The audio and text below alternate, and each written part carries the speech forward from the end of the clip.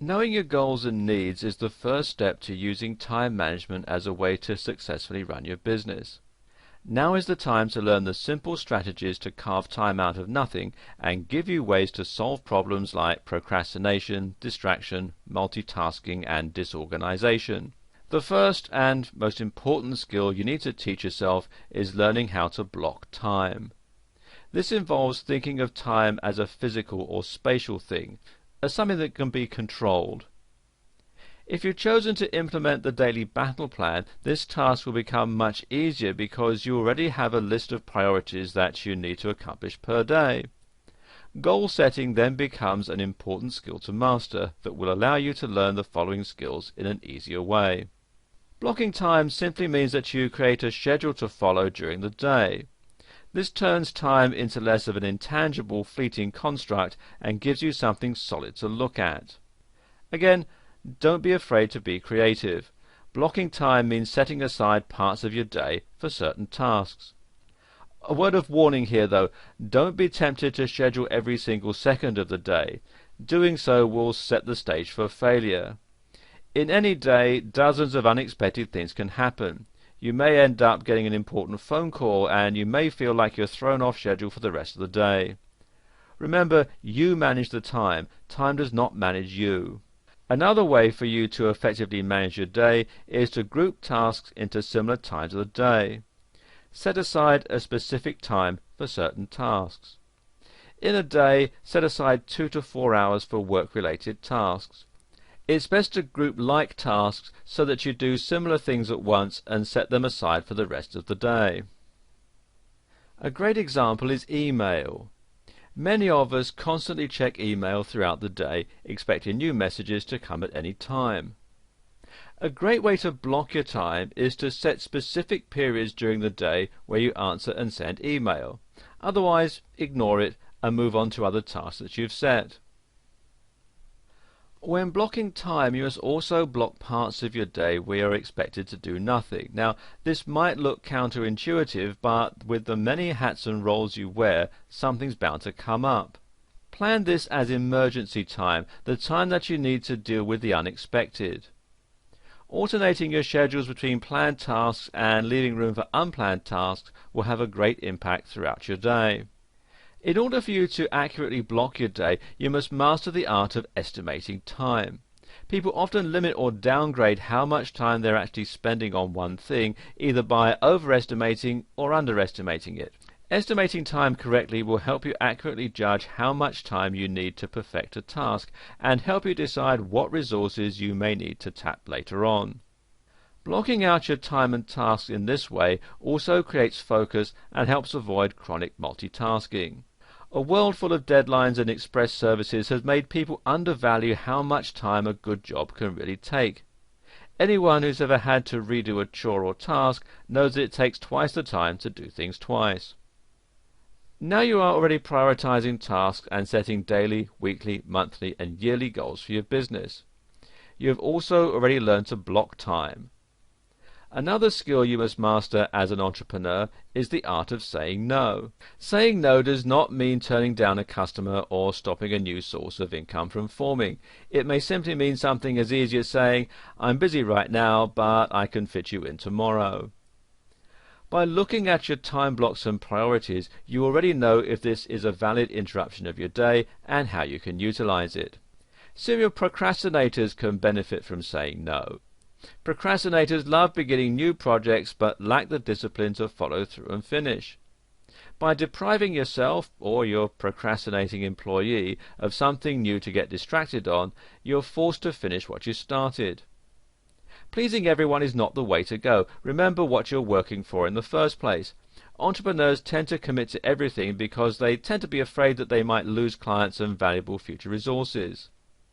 Committing to many things at one time can lead to overload and screw your priorities up. Remember to ask yourself questions before you say yes. Is this something that's needed?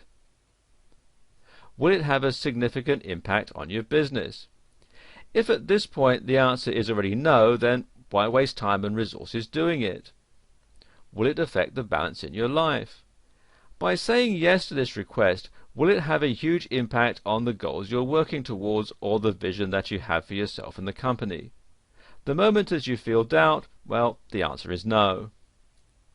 Like most entrepreneurs, you probably have a gut instinct about what is good for your business and what isn't.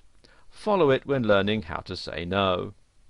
When running a freelance, work-at-home or small business, entrepreneurs tend to start with nothing. They fulfill all roles needed to run a business, the accounting, marketing, blogging, and so on.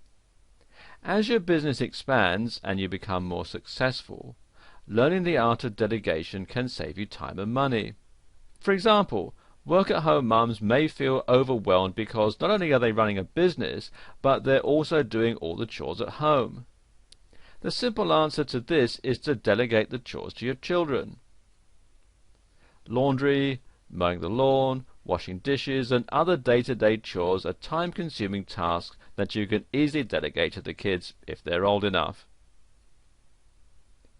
Entrepreneurial bloggers are a great market right now, and many entrepreneurs are finding niches online and making some serious cash off it. If you find yourself struggling with technical tasks such as encoding keywords or designing websites, why not delegate this task to someone who can design it for you? Instead of spending 8 hours tearing your hair out and coming up with a terrible website, why not invest and delegate to someone who can do it for you? Learning to delegate also includes the hidden blessing of learning to network. If you already have employees, then it can also mean that you're evaluating and singling out employees who can run the business even when you're not there. There'll be a second or third person who can handle a crisis in the event of one. Delegation is also a clever way to get rid of tasks that you hate doing. For example, if you're already running a small business, it makes sense to hire an accountant to help you sort out your paperwork during tax season. A full-time or part-time entrepreneur like you may not even want to take a break. You may not have had a vacation in 2 years, partly because you enjoy your work and partly because you're terrified that everything will fall apart if you take a week off. Taking a well-deserved break is an essential form of time management. It gives you the needed time to recharge and reformat your brain and refocus on the task that you need to finish. People are not wired the way machines are. They can't do the same thing over and over again without feeling the need to rest. Entrepreneurs like you may feel that taking a break is tantamount to cheating, that the minutes that you spend not working are a waste of time. You may find that you've either been taking too many or too few breaks during the course of your day. Either is counterproductive. Breaks are meant to help you get focused and regain your concentration. Your brain is not set up to keep doing the same thing over and over again. There is a point where your neurons just surrender and refuse to work. Studies have shown that people should take breaks every 2 hours to prevent this phenomenon from happening. If you've ever stayed at a task for more than an hour or so and find yourself staring at the screen, your mind a blank, then this has happened to you. Knowing how you work and how you work best helps when scheduling breaks into your time blocks. Some people find that small, frequent breaks throughout the day help them focus better. They take 5 to 10 minutes out of every hour just to stretch, relax, and move around. Others find that a longer break is more beneficial to their health and work sanity. Taking 30-minute and hour-long breaks is common. You'll find that you return to work in a different state of mind, ready to tackle something new. No matter what type of break you feel works for you, remember to get out of your current area. Have a cup of coffee or cup of tea and just let yourself relax. It's always good to take a walk, read a little, or even play a video game to get your mind off things. Those minutes that you invest in a break will give you great returns in the long run. In the next video, I'll talk about how you go about breaking bad time management habits.